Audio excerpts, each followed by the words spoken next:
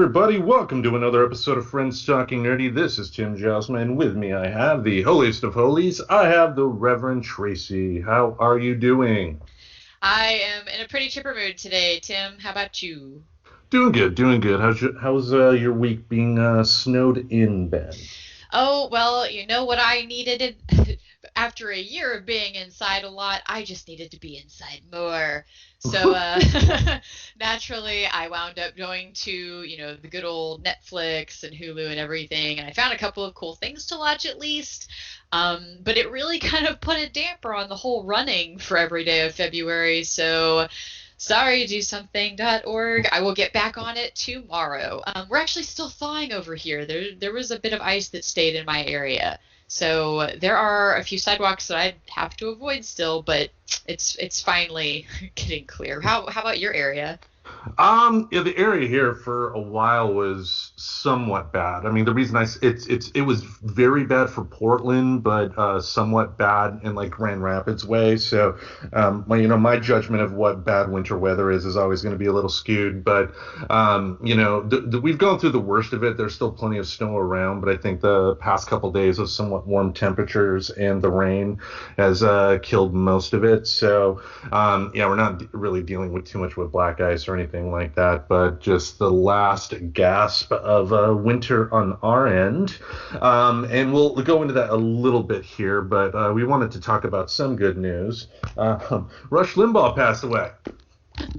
Oh man, I have such mixed feelings about saying that's like good news. I do understand. Okay, yes, he's said a lot of shitty things. It's just, yeah. Go ahead, you talk. I'm Yeah. not defending the man. I will not be clear. This is just a personal view of how to view death, in my humble opinion. But go for it. Let it loose, Tim. 'Cause I know you got feelings and you want to get them out there. Yeah, I mean, I think like this. I think back to when Richard Nixon passed away, and Bill Clinton during his eulogy made a rather good point about, not judging a person based on like one action or anything like that. That, Richard Nixon's entire life should not be judged based on Watergate, and that is a very fair assessment. And I think people should also take that with Rush Limbaugh. However, look at his career. Look at the vitriol that he poured gasoline on with Glee. He knew just what he was doing in terms of the divide in this country, and he didn't care because to him it was no different than just the common fight for a radio audience. He took what Howard Stern did, and that was already pretty bad, and just turned it into evil. And I think 2020 is probably the culmination of everything that guy put into place. So Yeah. yeah, on a personal level, yeah, I mean, if like a member of his family was here, I'm not going to go to their face and say, yeah, glad he died, but I'm not going to shed tears either, because Oh no. a person's actions in their life do determine how they are viewed. And this is not a matter of me not liking him because he's a conservative. There are people like George Will, for instance, who's been involved in the media for many years. He's a principled conservative person. If you got principles, I got no problem with you. Joe Scarborough on MSNBC, the same thing. But Rush Limbaugh would say and do anything to prosper in his field. And his time on this earth caused a lot of damage. Oh yeah, hands down. Like I'm a big like you don't know people's true intentions person, but like I don't think there's really much argument for like his intentions like being good. I guess like if I were to sum up just my feelings on it, can the world be a better place with somebody no longer in it? Totally, totally. Is that how I prefer to see a human life play out? No. No, I'd much rather there be some kind of awakening moment, like a turnaround, or maybe realizing you've been a shitheel and then working to be a better person. That's just my preferred story, and that's just where I personally don't do the dancing on the grave thing. Now, I don't judge other people for doing that. That is very much their choice. I can only say what I feel good and bad about, and I just personally, I can't. But there's a lot of people who are really happy about it. Yeah. And like I've seen a lot of just really awful quotes, like because I don't follow that. Like, why would I follow what he has to say? Right. And so it's been interesting to see all the quotes come in, but then you get on that, you know, that those are probably the worst things that he said. Probably not even like half of the worst things he said, to be totally honest. But yeah, so that is news, though. He is gone. It was news enough that the BBC like blew up my watch. So if I heard about it, I'm like, okay, this is news. So Rush Limbaugh is gone. And he was who he was till the very fucking end. Yeah, just unapologetic too. So and so that's why I also don't have too much of a problem expressing my opinion, because look at he's done over the years, like the examples that have been brought up on social media since the announcement of his passing, like goofing on Michael J. Fox, that young lady who was testifying before Congress when they were doing the hearings on what would eventually become Obamacare, and the ruling, I guess, that businesses had to provide contraception, and where he insulted the woman, called her a whore and all that, and just example after example after example. Again, for his family and friends out there, the public, I don't know the private Rush Limbaugh. He may have very well been a nice guy, and for the people that he did affect in positive ways in his personal life, I hope they have time to mourn, and I hope they have time to pass. But for what that guy did for this country and honestly for the world, because we can thank him for the likes of unintelligent people like Donald Trump getting into office, for what he did to the world, it's just it couldn't have come at a soon enough time. Yep, like I'm right there. I am not crying. Like I'm kind of cool with it. Like, oh, okay, cool. Like, at least there won't be any more shitty quotes from him. Like the max capacity of shitty quotes and shitty actions from this human is over, and that is a bright side.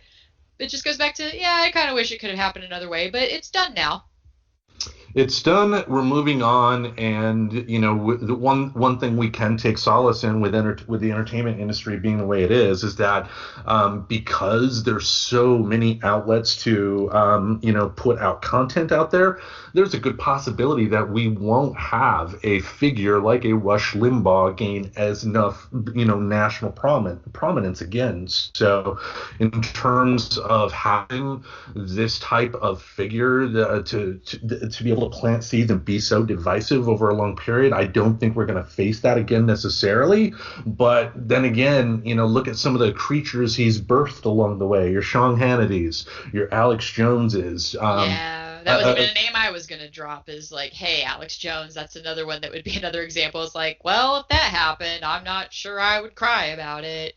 But just another scumbag. And I'm still listening to that podcast that kind of monitors his show, Knowledge Fight, and the latest episode that came out yesterday, they talked about Alex being at his studio recording, but there was no power. So essentially he's like recording from his phone, but instead of urging his viewers to support charity for Texas, for what's going on for Texas and whatnot, he ended up blaming the Obama administration for the weather. The cultural global elites want to kill the patriots. Okay. Don't apply logic. You're right. See, this is where people confuse me when I try to apply logic, where logic has fucking nothing, like no bearing on the decision. Those are the humans where I go, cool. See, this relationship won't work. I gotta go this way now. Yeah, over here, but. Speaking of that, though, Texas is in need of a lot of help. They are under probably the most severe winter weather they've probably ever had. I mean, you're from Texas, so you would know more than me on that note. Yes, the Texas expert over here can fully attest this is not, I've never the entire time I lived, and I lived kind of in a few areas of Texas. Like I was in DFW area, and then I was also over in the armpit of Texas, aka Lubbock. Um, so I kind of went across the span of it.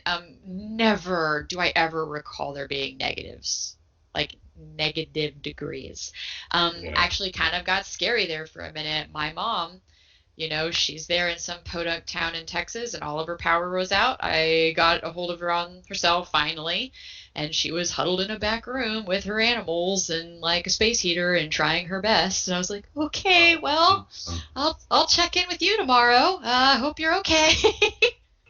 Yeah, I've got a few friends in Texas as well, and I know one of them last night apparently was when her power came back on. So it was like a lot of rush texts like, "Oh my God, we got power! We're trying to charge everything really fast. We don't know how long we're gonna have it." And they were also still hold on one second here. That is the beauty of recording on a computer like this. Sometimes you'll get messages pop like, do you want to click on this? But anyway, yeah, the folks in Texas are dealing with a lot, and you are okay. Yeah, they're dealing with a lot, and yet they have their politicians that are running that state. That I mean, you got one, Ted Cruz, is on his way to Cancun. You got a mayor of a local town in Texas that came out and essentially told his constituents to man up.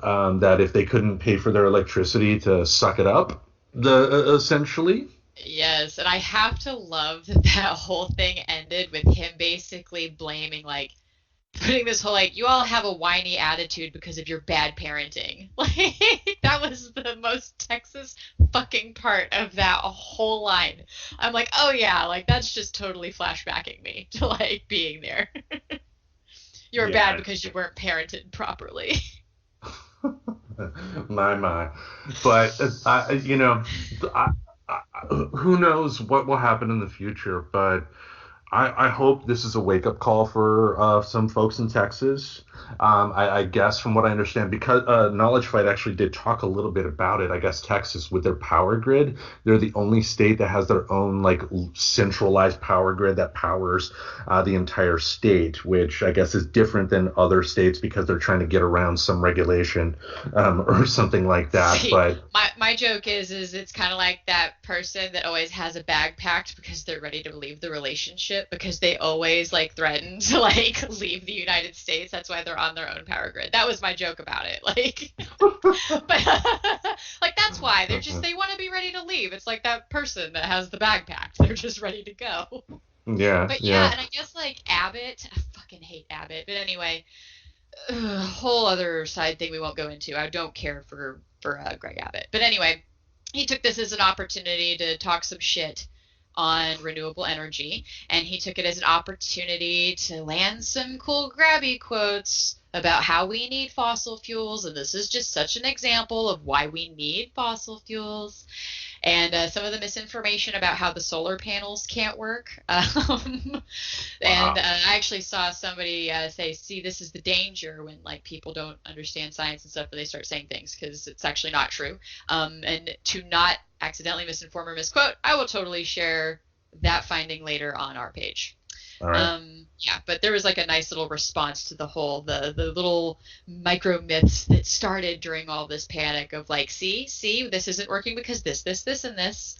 So, but I guess we'll see what washes out of it. But I am glad I'm seeing some friends posting that their power's back on after 4 days. I mean, granted, this is only the beginning of problems because Texas isn't prepared for any of this, right? Like, you had to drip your faucets when these freak storms came through because every now and then we'd get them, especially some of the areas that I lived in. Yeah. But we're going to come back on and all these pipes might be burst because they were frozen. So there's going to actually be a lot of cleanup. Like this is just the power turning back on is just the beginning of some of this, unfortunately. So weren't prepared and it wasn't expected to be something that they'd have to prepare for. So I guess we'll see what this means. But I guess Yeah. message of quit your belly aching didn't work because he stepped down. Well, thank goodness there. And if anything, I mean, because I know one thing that kind of pissed me off when I saw it was reading updates about it on Twitter was you would get the occasional progressive person essentially letting everybody in Texas burn due to the actions of the people that are in power. I mean, which is funny because, especially in the lead up to the election, you have progressives that are online talking about how Republicans have systematically, thanks to gerrymandering, which is true, kind of shaped the voting districts in particular parts of the country in their way to where they essentially couldn't lose, yet progressives want to punish the average citizen in places like that because the system that's already set up against them from getting those people out of office is keeping them in office. And we can't do that. We can't do that. One thing we've learned in Georgia this past year is that if progressives do an honest outreach to people in southern communities, they will very much have an open ear if you talk to them and respect them. And when you are going online and making southern jokes and saying everybody in Texas deserved this or something like that, they don't deserve it. Even if they voted for Abbott, even if they voted for Ted Cruz, who's a slimy piece of human garbage. Mike, how could you? A side note on him: why is he going to Cancun? Oh, well, because he's a selfish douche. Like, everybody knows that. Come on. Yeah. Nobody even likes working with him. Other politicians can't stand him. Even George W. Bush. Yeah. But we got everybody else around the country.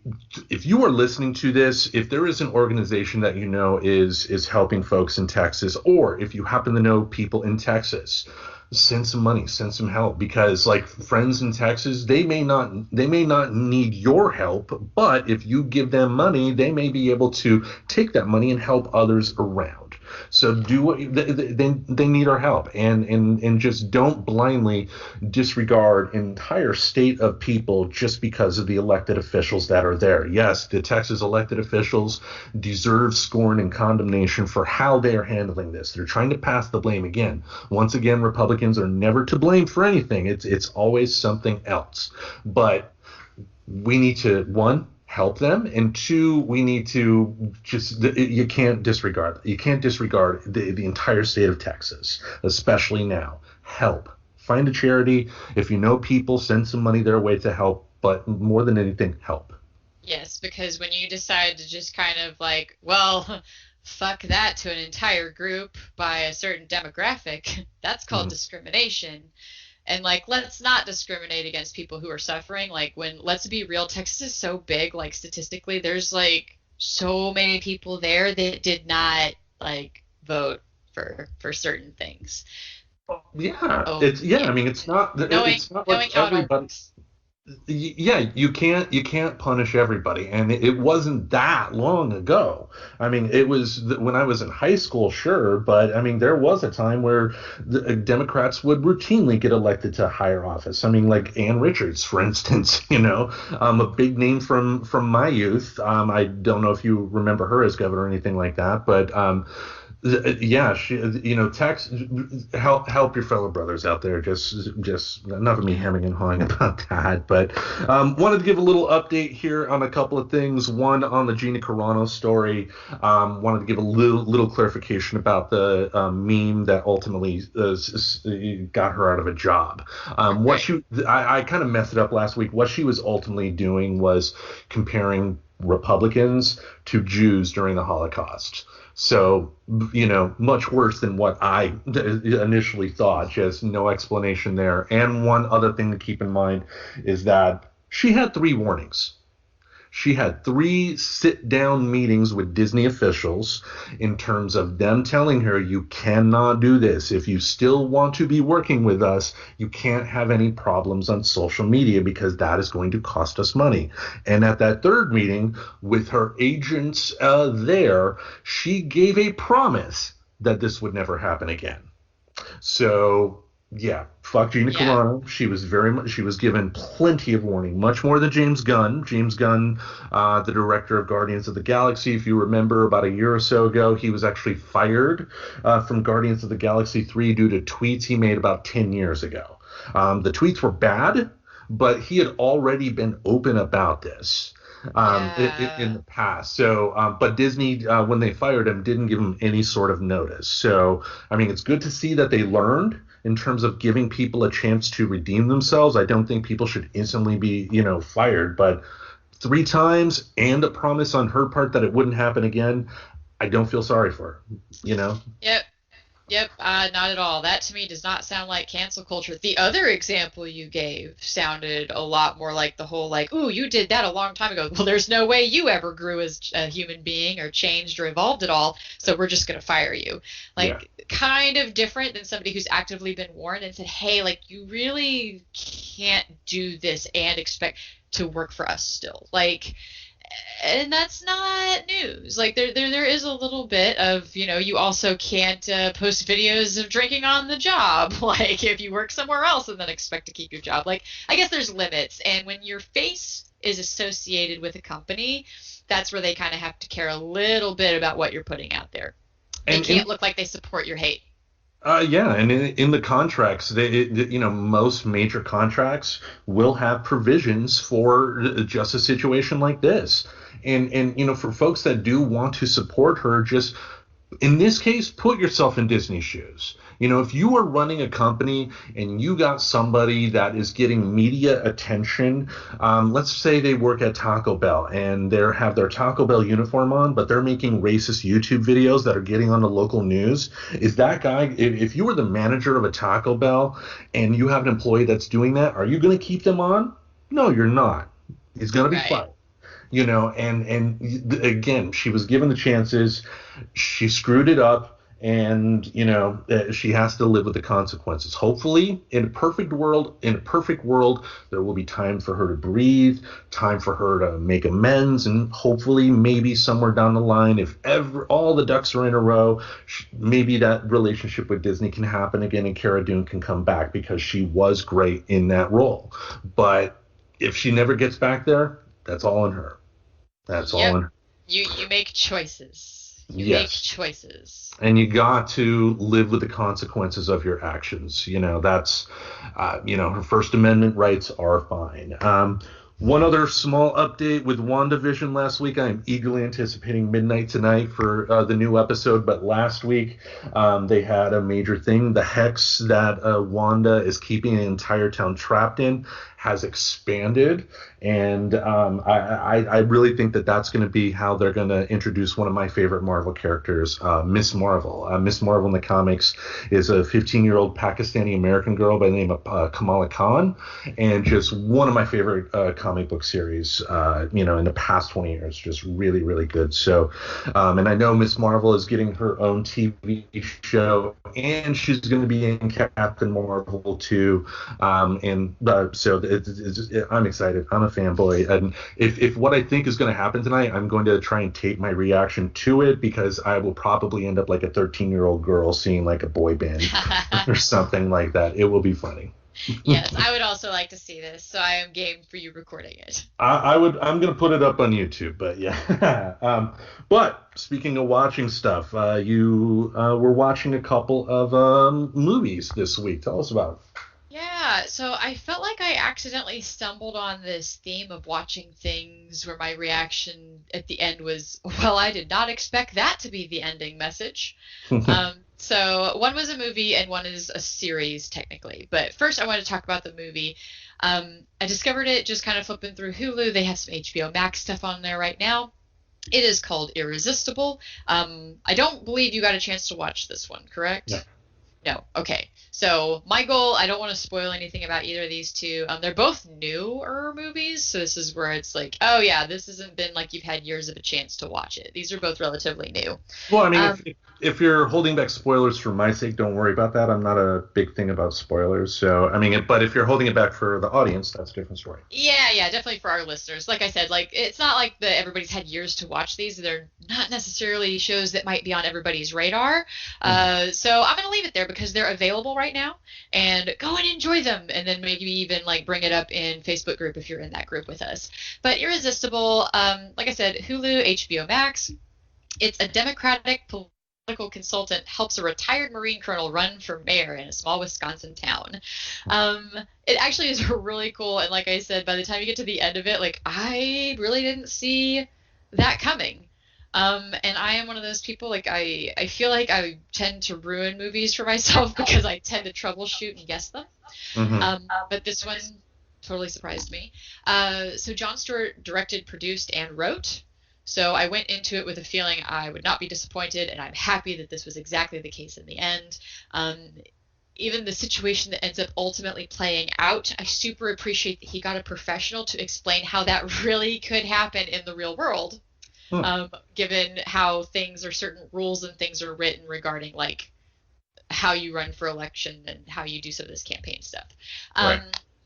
So it's starring Steve Carell, which is also awesome. I love Steve Carell. I think he's one of those dynamic actors that does not get enough credit for the range that he can have, because this was not like a goofy role. He was really kind of an asshole, but like you wanted to like him, but then he would do something that just be like, oh my God, he's such a pretentious dick. And he nailed it. It was also nice to see Topher Grace and Deborah Messing just kind of thrown in there in smaller roles than you would expect, because I would think most people still know those names. So I kind of like it when they get thrown into like small stuff and manage to make it work in a way where they're not overtaking the scene. Like it took me a while to recognize, like I was like, man, I know who that is, but I couldn't put my finger on it that it was Deborah Messing. And that's weird too, because I know Deborah Messing. Was like what, less than a year ago that the Will and Grace reboot was back. So her name has been out there. I mean, Topher Grace, I can get like it's great to see him back because I haven't seen him in anything significant in a while. But yeah, I mean, Messing has been around, but you know, at least she's not in that Will and Grace. I hate that show. Ugh. Oh, yeah. Well, I mean, it probably is like if these guys, you know how it is in comedy scene, like Jon Stewart especially, like he tends to work with people that he's worked with and get along with, and they just want to do projects with him. Yeah. And like I, as somebody who likes doing like the gigs and the creative and stuff like that, like when I was casting, or because yeah, I guess I won't be a casting director for a haunted house anymore since I'm moving. Well, at least like here, at least here.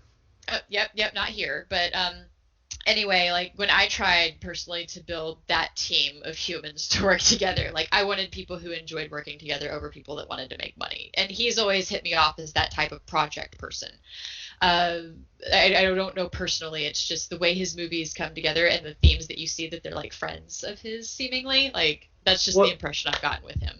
And it makes sense too. I mean, like even with the podcast here, you got to work with people that you have chemistry with. And if you don't have that chemistry, or if there's an imbalance of some sort, you have one person who may essentially try and take things over, but it may not be their project, then that could lead to other problems on the way. So I totally, why he would do that.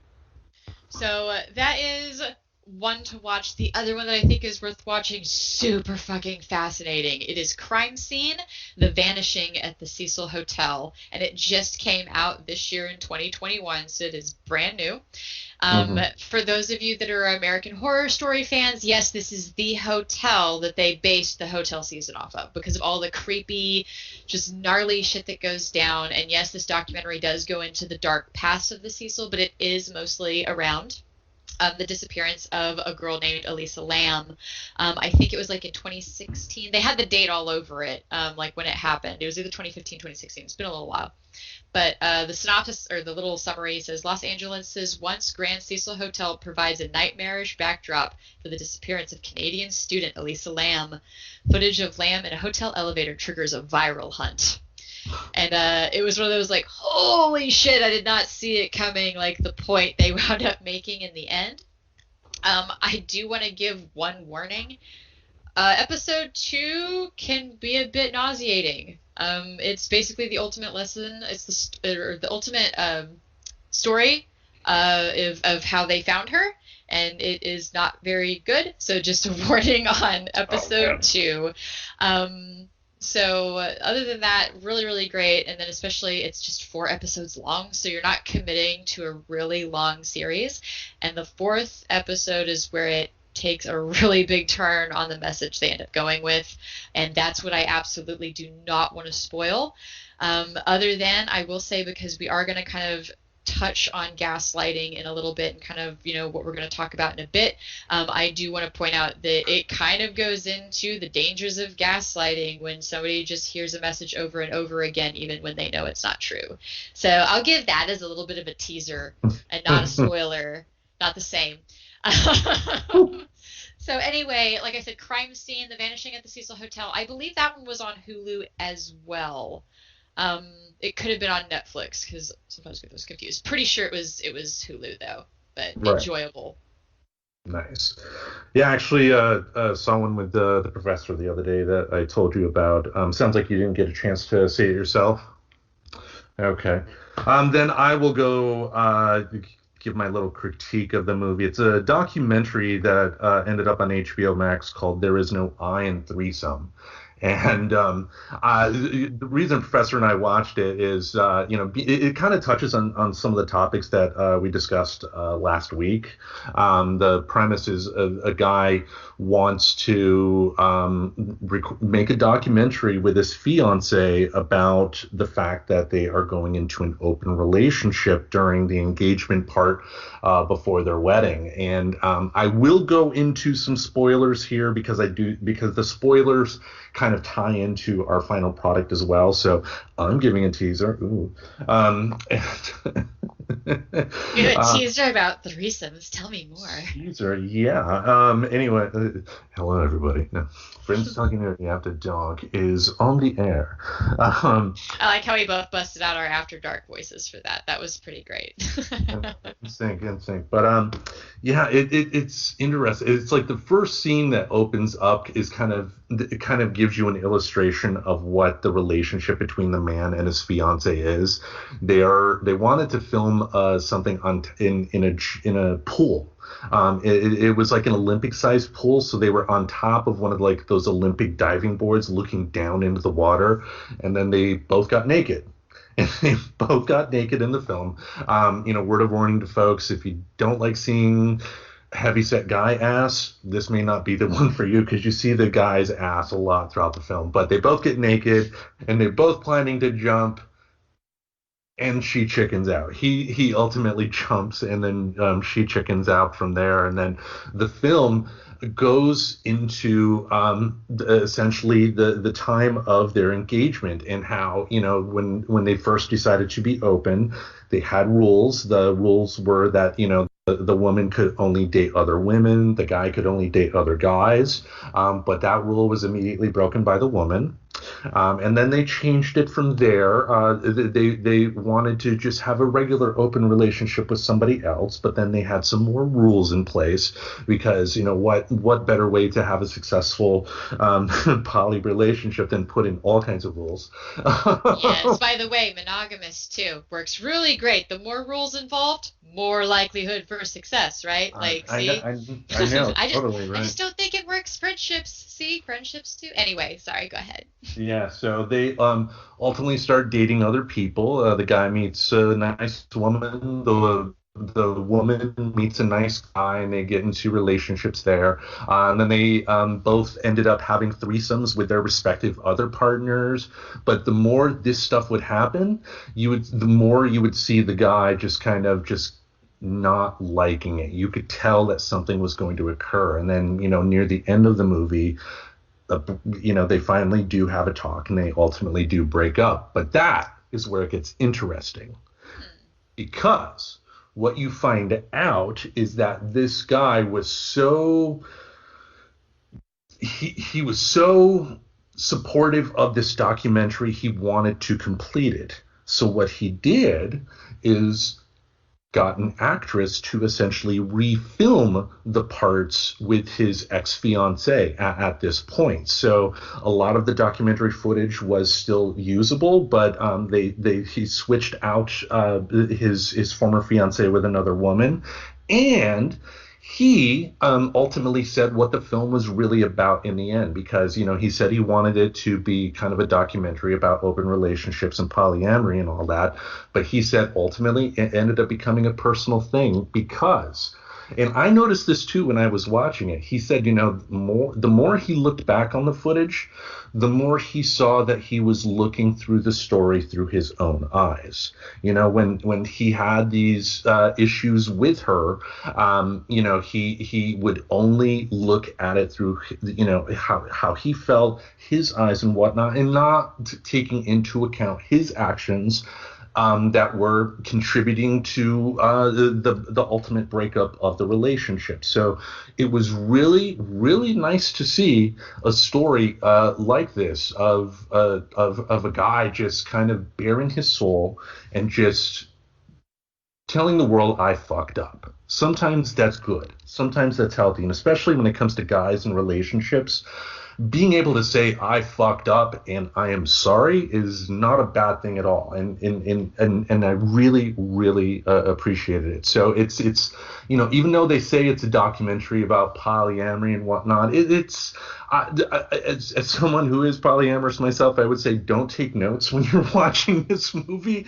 because not only is this their first open relationship, and generally the first time that happens is never usually a good experience for anybody, but they just again are doing it wrong, and he very much says so that for them they did it wrong, but it was a fascinating movie in a lot of ways, and kind of a great little study on perspective among the grand scheme of things, because he very much felt when he was going through through everything, what he could only react to what he was seeing, but having kind of a third person view with the benefit of time, allowed him to get a more nuanced version of what was going on. And in the end, I was happy. I think it was really good. So yeah, it sounds like the documentary, while its original intent, was supposed to be one thing, what it actually did was serve this person as having a very interesting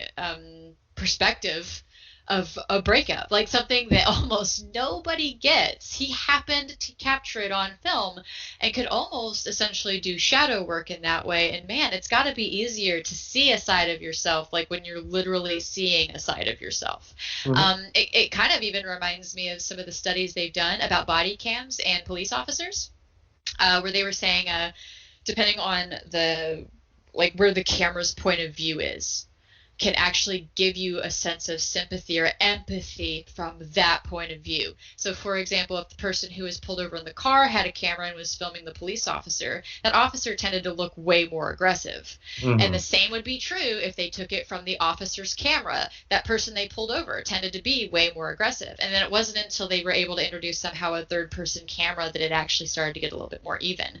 So I'm sure that was absolutely fascinating to be able to see it not only from a third perspective, but possibly even some from the ex's perspective.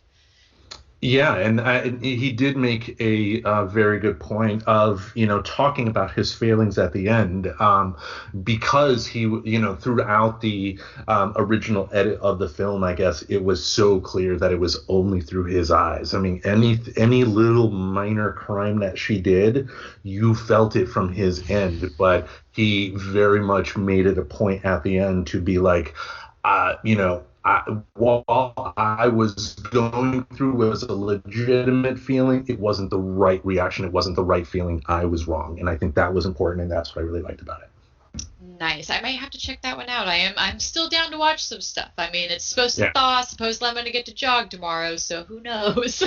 Well, keep one thing in mind now. The guy and his fiance at times can be annoying people. It's fascinating in a lot of ways, like a car crash, but these people tended to think a little too much of themselves, if that makes sense. They thought they were a little too special. I mean, sometimes you see it in Portland here, like in the Pearl District, people that think they're the greatest thing in the world type of deal. But like I said, at the end, there's a lot of humbleness at the end. It's a good outcome. Stick with it. It is a good documentary.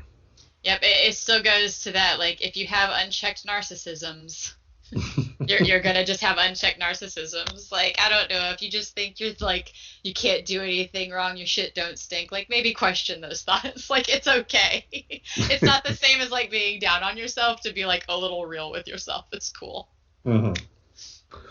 All right, so we are going to talk about memory this week, right?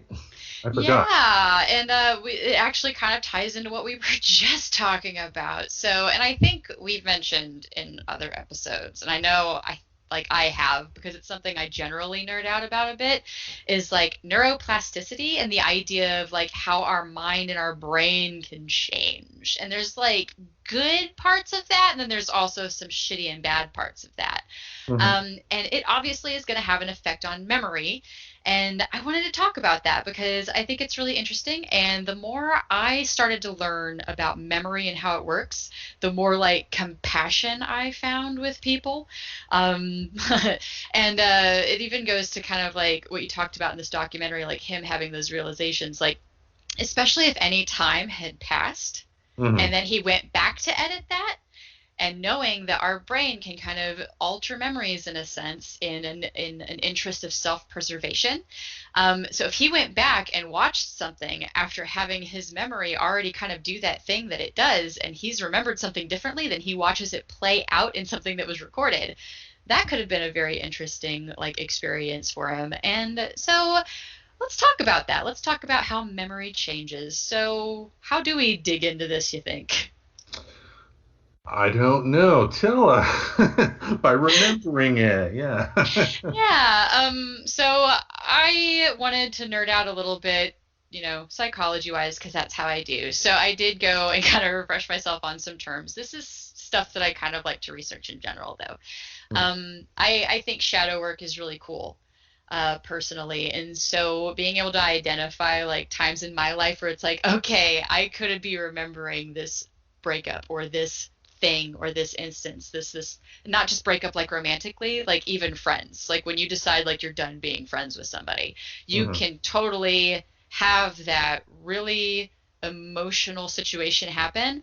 And then as time passes, and especially when you give those messages of self-justification in your actions, like that's where some of that comes from. And the term is a self-enhancement bias. And it's really pretty innocent of a thing. A really cool example that I found when I was kind of poking around on the internet is from Healthline, and it reads, a student gets a good grade on a test and tells herself that she studied hard or is good at the material. She then gets a bad grade on another test and says the teacher doesn't like her and the test was unfair. so, and so over time, and the more you tell yourself that same narrative, that is what that person is going to believe. Whether it was true or not, that's just over time, that will be part of your story and your fact. And let's talk about breakups too. Like that's a crazy common self-bias like background. Wow, I mean, you don't feel any better than talking about how your ex did everything wrong and you magically did everything right. You never did anything wrong to contribute to that relationship falling apart.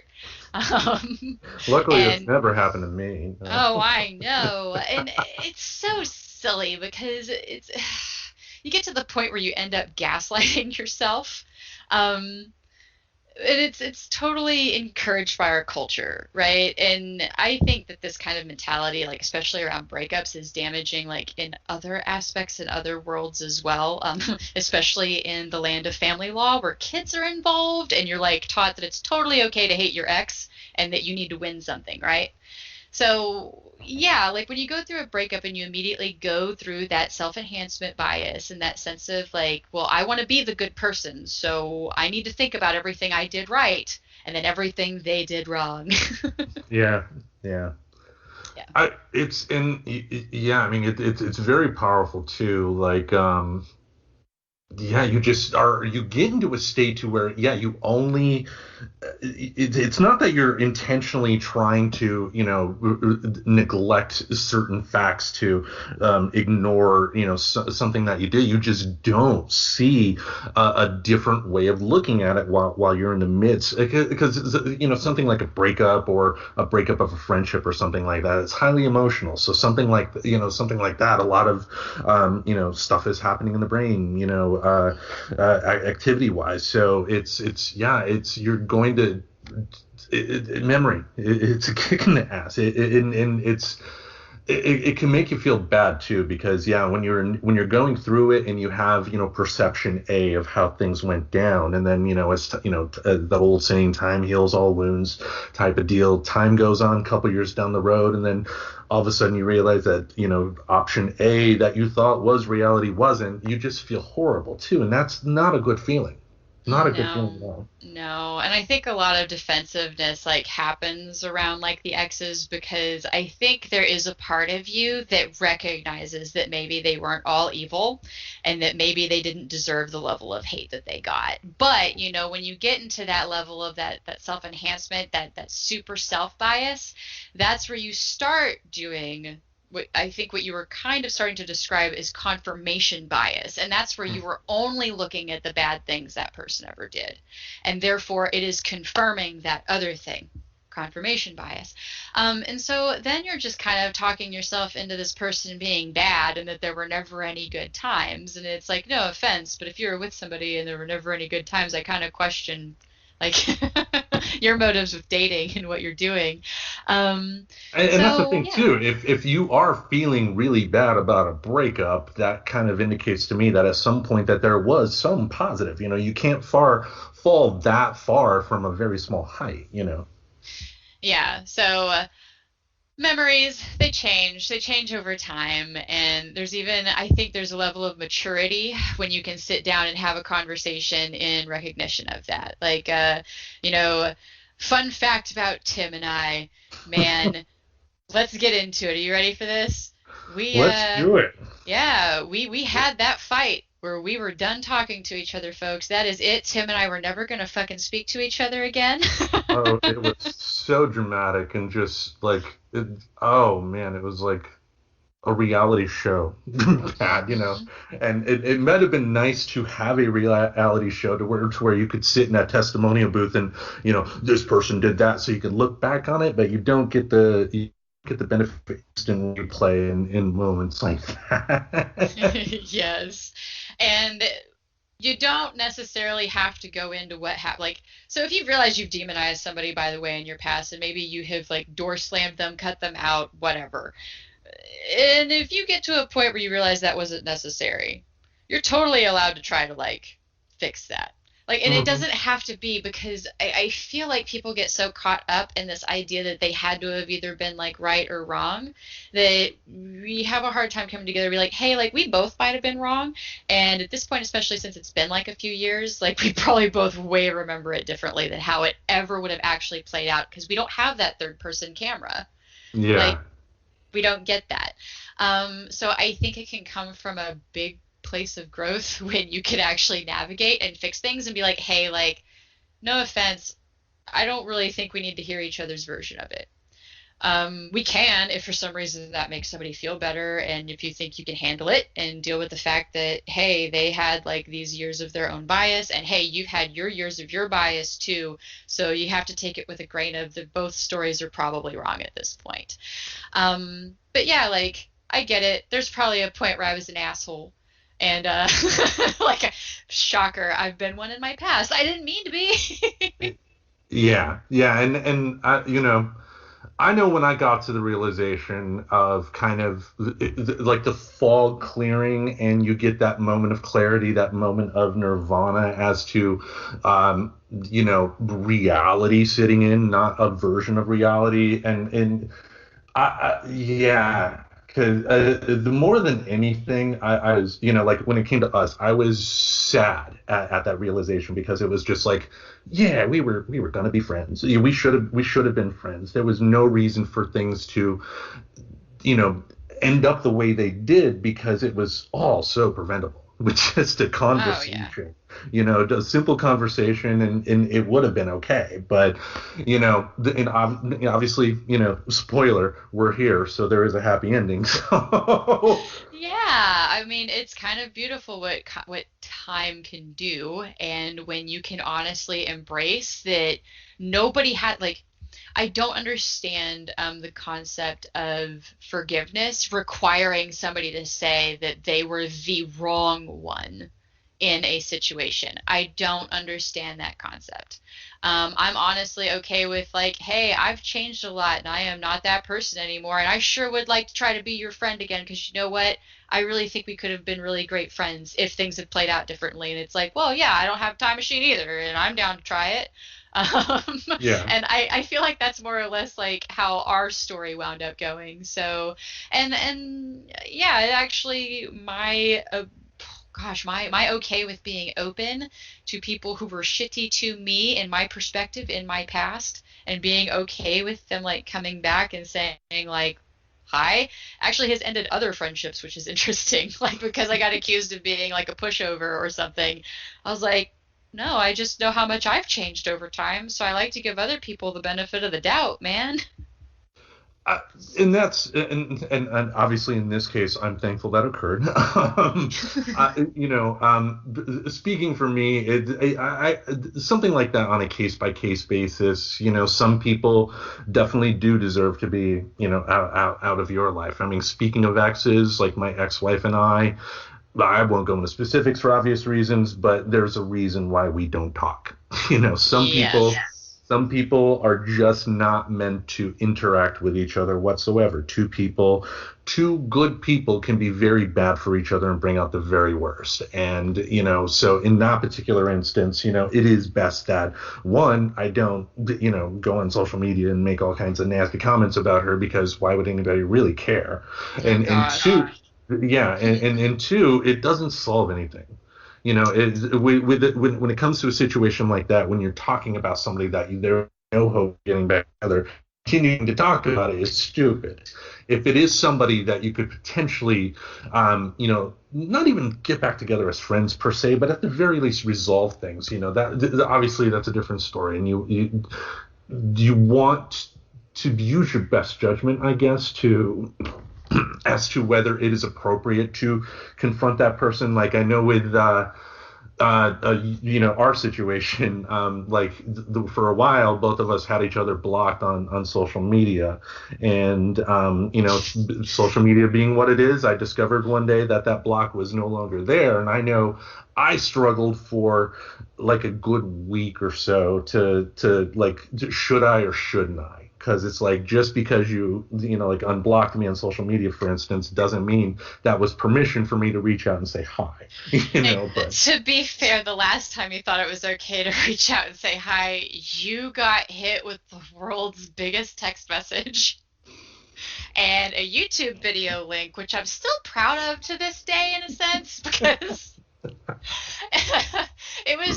like I didn't share it to be an asshole. It was like genuine place of like, because you can decide, because and again, we go into this as my perspective, like it was never out of hate for me to say like, I can't talk to this person anymore. It was very much like, because side note to this, if you're the type of person that kicks people out of your life because they are toxic, and you're doing it out of a place anywhere other than you saying a limit of yourself, you're probably the toxic person. Okay, so totally just some tough love there, guys. Sorry, you can't just like kick people out of your life constantly and think anyway.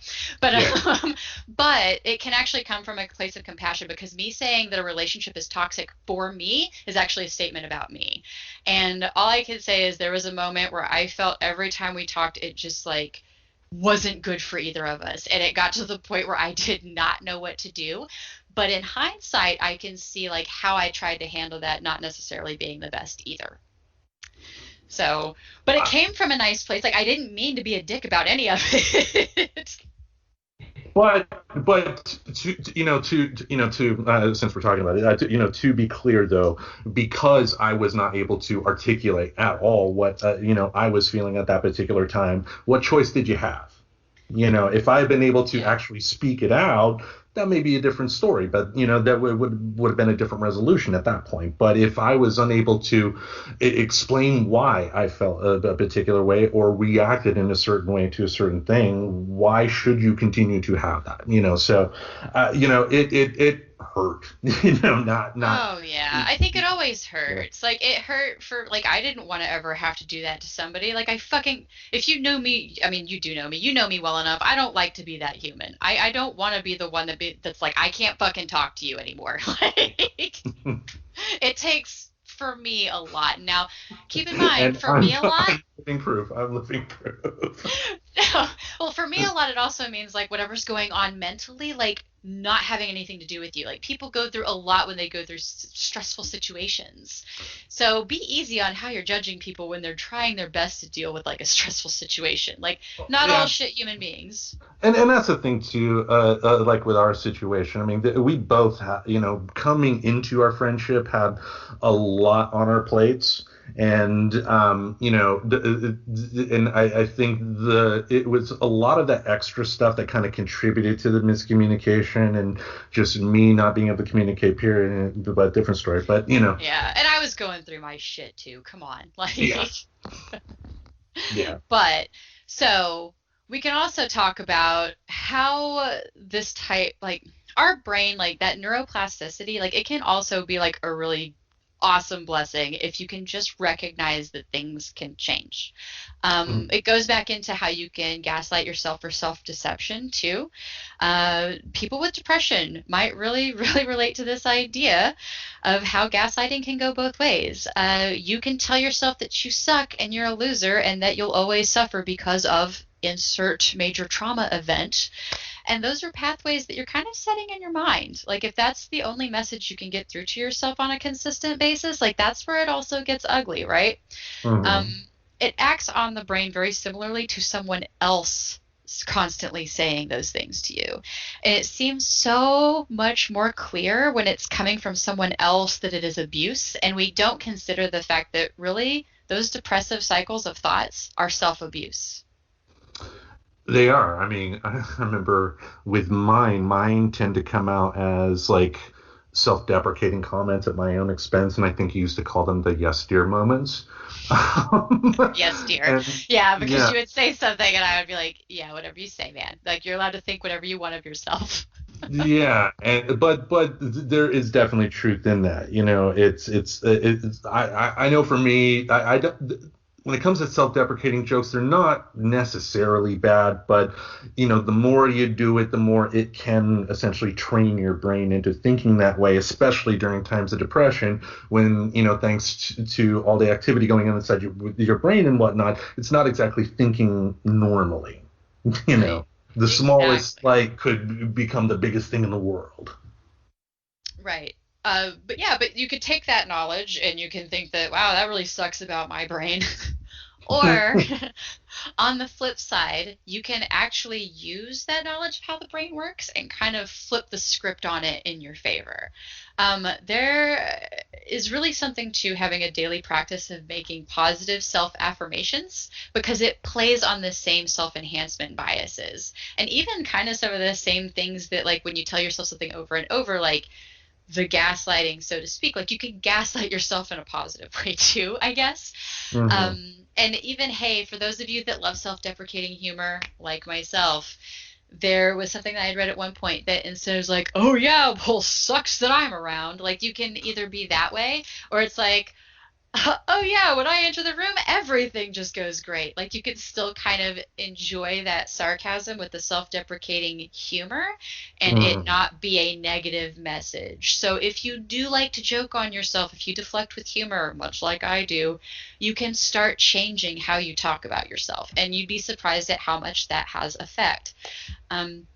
Something that I did check out just to make sure I wasn't blowing smoke up anybody's ass is that there have been studies done based on the idea that we can maintain our sense of self-integrity by telling ourselves affirmations, like basically what we believe, but in positive ways. So. No, it reminds me of that old sketch, Al Franken sketch from Saturday Night Live with Stuart Smalley, that I'm good enough, I'm smart enough, and doggone it, people like me. Yep. That is actually really what some of that is about. And they they've even done some studies like using MRIs and seeing like parts of the brain that aren't normally functioning in a specific way with people with depression, and when they have them practice writing self-affirmations and how it actually lights up very specifically the parts of your brain involved in positive valuation and self-related information processing, which is just me psychologically nerding out about it. Like I think it is so cool that they have started to be able to prove that there is something behind fake it till you make it. But yeah, like when we choose to practice positive affirmations, we're better able to view otherwise threatening information as more self-relevant and valuable. So I loved that quote. So I really wanted to share that because I think, doing affirmations is hard. Like when you have a hard time giving yourself positive messages, and I know we've talked about that. I have a page where I kind of am a little bit more mental health themed. And that's actually why any of you guys that follow, if you've seen that there's like a daily affirmation, that is to keep me honest for myself, because I fucking hate writing them. They're hard. It's hard to beat that pattern of your brain naturally wanting to bring you down. But it's very worth it to do. And for me, it's honestly done quite a bit for me. So hey, you can take how our memory's fucked and how easy it is for our memory to get fucked and take it as an all negative, or you can realize there's this weird superpower you can kind of tap into and kind of change maybe some things that you know are maybe not the healthiest about you. It takes time, but you can do it. Actually, I do apply some of that to the podcast, and I've learned it from professional wrestling of all places, and I'll explain why. I think Vince McMahon has always fascinated me in terms of as a promoter. And, when you're creating a creative product, you do want to see what other people who've promoted their products did. And what I've always liked about him, even when there's a show that on paper is just gonna suck, he's delivering it as if you're going to watch the greatest damn event in the world. And I noticed for me on the show, I first started doing it when we did the greatest movie ever championship tournament, 7 months of oof. No, 7 weeks. I love the bonus episodes, but they don't need to go 7 weeks. So what I ultimately had to do was use that hyperbole, the pumping myself up, you're listening to the greatest podcast type of deal, and I found that actually did kind of get me through and kind of keep the energy up, especially for those 7 performances, because that was a bit of a chore to get through. But I found if there are times to where on the show my confidence is kind of draining a bit, just ratchet up the hyperbole a little bit. You're listening to the greatest podcast you've never heard of type of deal, and you feel better about it. Exactly. Like there's a lot of little tips you can do to like build up your energy and build up your esteem. And hey, if our brain has this weird little hinky thing about it where it can be altered, why not play with that in like a way that's good for you and healthy for you? It is a muscle, and it is also a tool. It can be used for great good. It can also be ignored and just sit there. It could be used for evil. But hopefully, if you're listening to this, you'd want to use it in some ways for good. We hope. Use it for good. Don't start gaslighting people. That's sad, and yeah, can be bad. Exactly. But anything else on memory you want to bring up? No, I think that really kind of covers it. If you're going to gaslight yourself good. There you go. There's a future meme. But with that, then, I think we will wrap it up. So thank you all for listening. Tune in again. This coming Wednesday is going to be on our regular podcast feed. We will be discussing episode 4 from season 4 of Big Mouth. I forgot. Is that the 9/11 episode? I think no. Oh gosh. No, Cafeteria Girls. Cafeteria Girls. Cafeteria Girls. Oh, that They did a good job with that theme song. That it does sound like an '80s sitcom, but yeah, we'll be talking about that next Wednesday. And on our Patreon feed, we will be talking about episode 7 of Big Mouth, which will end up on our main podcast feed in a month. On our Patreon, I do have a free article up where I give my thoughts on a recent essay that Martin Scorsese wrote for Harper's. He had some good points, but he was also a bit of a condescending dick by basically his whole premise was that if Hollywood studios essentially train the audience to know what better films are, they will go to those better films. And stuff like Marvel, well, fuck you, Martin. But that's up on Patreon as well. So what was tell folks again your page to visit? Oh, my page. You can either follow along on Instagram, which is really just little creations and little shares and stuff if you're down to following somebody's journey on how to deal with some mental health ideas. That is at There Is Life After Trauma. And there is a Facebook page too. So if you're one of those that likes to share those little dudes on your Facebook, I do share to both. So all right, so you can find us on Facebook, you can find us on Twitter, you can find us on Instagram. We are around. If you are looking on where to find us, go to our show description on where you're listening to the podcast. Click our Linktree link, and it will bring you to various places you can find us. So anything else? Nope, that's it. If you're a little bit more into my funny haha side, I try to keep that on like Twitter. I try not to cross those too much because it is kind of different demographics. So don't worry, guys. I do understand that there's different interests. Yeah, as the Ghostbuster said, you can't cross the streams. Don't cross the streams. Don't cross the streams. All right. With that, we will see you all next week. Subscribe to Friends Talking Nerdy on iTunes, the Google Play Music Store, as well as Spotify. Remember to support Friends Talking Nerdy on Patreon. Goodbye, darling.